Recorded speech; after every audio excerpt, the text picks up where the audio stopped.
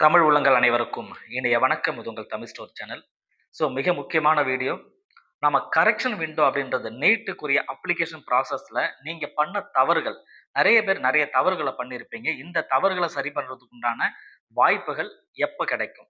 அப்படி அந்த வாய்ப்பு கிடைச்சதுன்னு சொன்னா, என்னென்ன விஷயங்கள நம்மளால சரி பண்ண முடியும்? அப்படின்றத இந்த வீடியோல பார்க்க போறது. அப் டூ எண்ட் வரைக்கும் தவறாம இந்த வீடியோவ பாருங்க.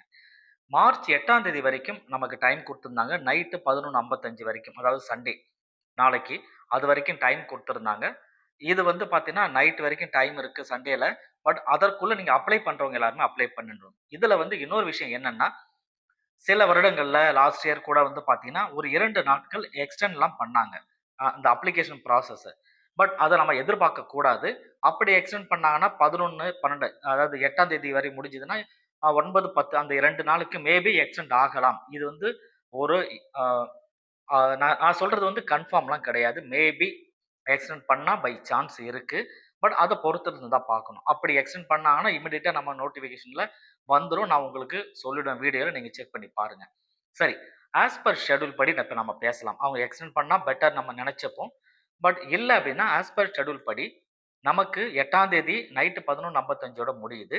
அதுக்கப்புறம் ஒரு நாள் 9ஆம் தேதி கழிச்சு 10, 11, 12 இந்த 3 நாட்கள் வந்து நம்ம கரெக்ஷன் விண்டோ அப்படின்றது ஓப்பன் ஆகும் அப்படின்னு சொல்லியிருந்தாங்க. இந்த கரெக்ஷன் விண்டோல என்னென்ன விஷயங்கள நம்மளால சரி பண்ண முடியும், கரெக்ஷன பண்ண முடியும் அப்படின்றது இந்த வீடியோல நான் டீட்டெயிலா சொல்லிடுறேன். பட் இது நான் எத பேஸ் பண்ணி சொல்றேன் அப்படின்னா, லாஸ்ட் இயர் 2025ல நமக்கு கரெக்ஷன்ஸ்லாம் நெறைய குடுத்திருந்தாங்க. ஒவ்வொரு வருஷமுமே வந்து கரெக்ஷன் விண்டோ கண்டிப்பா குடுப்பாங்க. இது வந்து நம்ம ரெக்வெஸ்ட் கேட்டாலும் சரி, ரெக்வெஸ்ட் கேட்கட்டாலும் சரி. டீட்டெயிலா வந்து நம்ம அவங்க ப்ராஸ்பெக்டஸ்லயே டீட்டெயிலா குடுத்துருக்காங்க. எந்த டேட்ல அப்ளிகேஷன் ஓப்பன் ஆகுது, அப்ளிகேஷன் எப்ப குளோஸ் ஆகுது, எப்ப கரெக்ஷன் விண்டோ குளோஸ் ஆகுது, எப்ப கரெக்ஷன் விண்டோ ஓப்பன் ஆகுது அப்படின்லாம் டீட்டெயிலாவே சொல்லியிருந்தாங்க. அந்த ஷெட்யூல் படி நமக்கு 10ஆம் தேதியிலிருந்து 12ஆம் தேதி வரைக்கும் 3 நாட்கள் கரெக்ஷன் விண்டோ ஓப்பன் ஆகும். அப்ளிகேஷன் எக்ஸ்டெண்ட் ஆனா இந்த கரெக்ஷன் விண்டோ டேட் தள்ளி போகும். சரிங்களா? அது அப்புறமா பார்த்துக்கலாம். சரி. இப்ப இந்த கரெக்ஷன் விண்டோ வருது அப்படின்னா, நாம செய்த தவறுகள எப்படிலாம் சரி பண்ணணும்? அதற்கு பேமெண்ட் பண்ண வேண்டியது இருக்கா? இல்லையான்றத நான் உங்களுக்கு சொல்றேன். ஃபர்ஸ்ட் நீங்க அப்ளிகேஷன் போடும்போது ரொம்ப கரெக்ட்டா போடணும், சரியா போடணும் அப்படின்னு நான் சொல்லியிருந்தேன். நெறைய பேர் சரியா பண்ண தான் சொல்லியிருந்தீங்க. சில பேர் இல்ல பல பேரு நெறைய சந்தேகங்கள், நெறைய டவுட்டுகள் நான் அப்ளிகேஷன்ல இப்படி பண்ணிட்டேன். இன்னைக்குமே வந்து தொடர்ச்சியா கமெண்ட்ல அதான் வந்துட்டே இருக்கு. ரொம்ப ரொம்ப கவனமா இருக்கணும். ஏன்னா இதெல்லாம் லைஃப் சம்மந்தப்பட்ட விஷயம் இல்லையா? ரொம்ப ரொம்ப கவனமா இருக்கணும். பரவால்ல. பட் அதற்கு தான் வந்து அந்த சான்ஸஸ்லாம் நமக்கு குடுக்குறாங்க. கரெக்ஷன் பண்ண. ஏன்னா மாணவரோட லைஃப பாதிக்கக் கூடாதுன்றது கவர்மெண்ட்டுமே தெளிவா இருக்காங்க, தீவிரமா இருக்காங்க. இந்த கரெக்ஷன் விண்டோல மிக முக்கியமா எத செய்ய முடியாது? கரெக்ஷன எத செய்ய முடியாது அப்படின்னு ஃபர்ஸ்ட் நான் சொல்லிர்றேன். உங்களோட மெயில் ஐடி.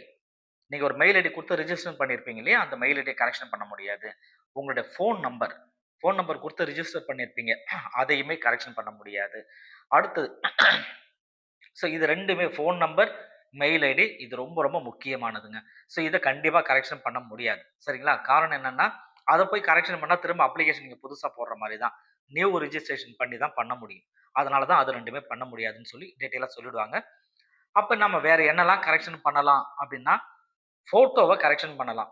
உங்களுடைய ஃபோட்டோ, பாஸ்போர்ட் சைஸ் ஃபோட்டோ கிளியரா இல்ல அப்டின்னா, கிளியரா இல்லன்னு சொல்லி நீங்க நெனச்சீங்கன்னா, தாராளமா அத கரெக்ஷன் பண்ணிக்கலாம். சில பேருக்கு வந்து பார்த்தீங்கன்னா, லாஸ்ட் இயர்லாம் கிளியரா இல்லாதவங்களுக்கு அவங்களா மெயில்லாம் குடுத்துருந்தாங்க. அத பார்த்து கரெக்ஷன் பண்ணாங்க. கரெக்ஷன் பண்ணக்கூடிய மெயில் இல்லாதவங்க கரெக்ஷன் பண்ண வேண்டிய அவசியம் கிடையாது. உங்களுக்கே தெரியும் நம்ம கிளியரா ஃபோட்டோ இருக்கா? இல்லையான்னு சொல்லிட்டு. கிளியரா இருந்தா விட்டுடுங்க. இல்லன்னா நீங்க ரீ அப்லோட் பண்ணலாம். சரிங்களா? அப்படி ஒரு ஆப்ஷன் வரும். லாஸ்ட் இயர் வந்தது. கரெக்ட்டுங்களா? அதெல்லாம் பண்ணிக்கலாம். அடுத்தது உங்களுடைய 10த், 12த் மார்க் ஷீட்ட நீங்க தவறுதலா அப்லோட் பண்ணியிருக்கீங்க அப்படின்னா, அதையுமே திரும்ப அப்லோட் பண்ணலாம். அல்லது உங்க 10த் மார்க் ஷீட்ல ரிஜிஸ்ட்ரேஷன் நம்பர நீங்க தவறா குடுத்திருக்கீங்க. பிளஸ் 2ல அந்த நம்பர தவறா குடுத்திருக்கீங்கனாலுமே நீங்க கரெக்ஷன் பண்ண முடியும். அதேபோல ஸ்டேட்ஸ் ஆஃப் எலிஜிபிலிட்டி அப்படின்னு இருக்கு இல்லையா? அதையுமே நீங்க கரெக்ஷன் பண்ற ஆப்ஷன் குடுத்தாங்க. இது எல்லாமே லாஸ்ட் இயர் குடுத்தது 2025ல. தென் மெயின் வந்து பார்த்தீங்கன்னா, கேட்டகரியினுடைய எடிட்டிங். இந்த கேட்டகரி வந்து பொதுவாவே மாத்த முடியாது. ஒரு வருஷம் வந்து அதெல்லாம் ஆப்ஷன் குடுக்கல. ஆனா 2025ல கேட்டகரியுமே ஏன்னா யாருமே வந்து ஓபிசி, என்சிஎல் அப்படின்றத வந்து சில பேர் வந்து தவறுதலா அ எ கேட்டகரிய மாத்தி ரிஜிஸ்டர் பண்ணியிருந்தாங்கன்னா, அத கரெக்ஷன் பண்ண முடியும். அவங்கவங்க கேட்டகரிய பெரும்பாலும் யாரும் தவறுகள் செய்ய மாட்டாங்க. அப்படி இருந்தாலுமே அத கரெக்ஷன் பண்றதுக்கு உண்டான வாய்ப்புகள் வரலாம். போன வருஷம் வந்தது. அதனால சொல்றேன். அடுத்து உங்களோட சிக்னேச்சர். நீங்க சிக்னேச்சர் போட்டிருப்பீங்க இல்லையா? சிக்னேச்சர்ல நீ ப்ளூ இங்க், பிளாக் இங்க் அத பத்திலாம் கவலையே பட தேவையில்ல. ரைட்டுங்களா? இது சார் நான் வந்து ப்ளூ இங்க்ல போட்டுட்டேன். நான் பிளாக் இங்க்ல போட்டு மறுபடியும் நான் கரெக்ஷன் பண்ணலாமா? தேவையில்ல. இதனால அப்ளிகேஷன் ரிஜெக்ட் ஆவது பயப்பட தேவையில்ல. சரிங்களா? அது கரெக்ஷன் கிளியரா இல்லன்னா மட்டும் கரெக்ஷன் பண்ணிக்கோங்க. இல்லன்னா விட்டுடுங்க. அதுக்கப்புறம் வந்து நம்பர் ஆஃப் அட்டெம்ப்ட் இதெல்லாம் வந்து எழுதிக்கலாம். தென் வந்து உங்களுடைய address, permanent address, community address, communication address. So இந்த கம்யூனிகேஷன் அட்ரஸ், பெர்மனன்ட் அட்ரஸ் இது எல்லாமே வந்து நீங்க கரெக்ஷன் பண்ணிக்க முடியும். இது இல்லாம எக்ஸாம் எழுத போற சிட்டி செலக்ஷன் இருக்கு இல்லையா? அந்த சிட்டி செலக்ஷன கரெக்ஷன் பண்ற ஆப்ஷன் வரலாம். அடுத்தது மீடியம் ஆஃப் எக்ஸாம். நீங்க தமிழ்ல எழுத போறீங்களா? இங்கிலீஷ்ல எழுத போறீங்களா? அதுவுமே சேஞ்ச் பண்ற ஆப்ஷன் வரும். ரைட்டா? இதையுமே பண்ணிக்க முடியும். அடுத்தது மிக முக்கியமான நான் ஃபோட்டோ ஆல்ரெடி சொல்லிட்டேன். போஸ்ட் கார்ட் சைஸ் ஃபோட்டோக்கு இப்போதைக்கு வேலை இல்ல.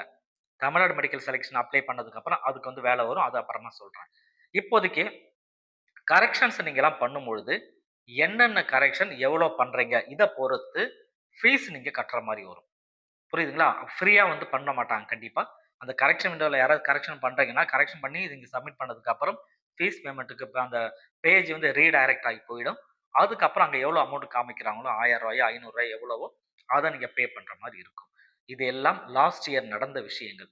இந்த வருடத்திற்கும் கரெக்ஷன் விண்டோ வந்ததுன்னா கண்டிப்பா வரும். கண்டிப்பா நீங்க கரெக்ஷன் பண்ணீங்கன்னா, அதுக்கு பேமெண்ட் பண்ற மாரி தான் இருக்கும். பேமெண்ட் பண்ணி தான் அத குளோஸ் பண்ணணும். சரிங்களா? இதுல முக்கியமா நீங்க தெரிஞ்சுக்க வேண்டிய விஷயம் ஒண்ணு இருக்கு. என்னன்னா, பொதுவா மாணவர்கள் ஒரு சின்ன தவறு செஞ்சுட்டாங்கன்னா, இதற்காக அப்ளிகேஷன் ரிஜெக்ட் பண்றதுக்கு வாய்ப்புகள் கிடையாது. அப்ளிகேஷன் ரிஜெக்ட்னா, நீங்க ஃபோட்டோவே இல்லாம உங்க ஃபோட்டோக்கு பதில் வேற ஒரு ஃபோட்டோ வச்சுட்டீங்க. சைனே வந்து வேற மாரி போட்டுட்டீங்க. சுத்தமா இது நீங்க ஸ்டூடண்ட் தானான்ற டவுட்டே அவங்களுக்கு வந்துருச்சு. மேஜரான மிஸ்டேக்ஸ் இதெல்லாம் தான் வந்து உங்களுக்கு என்ன பண்ணுவாங்கன்னா, அப்ளிகேஷன் ரிஜெக்ட் பண்ணுவாங்க. அதர்வைஸ் 99% அப்ளிகேஷன் ரிஜெக்ட் ஆகாது. ரைட்டுங்களா? இத நீங்க மைண்ட்ல வச்சுக்கோங்க. இதுக்கப்புறம் ஃபர்தரா வந்து இருக்கிற நாட்கள்ல தவறுதல் இல்லாம நீங்க சரி பண்றதுக்கான வாய்ப்புகள பாருங்க.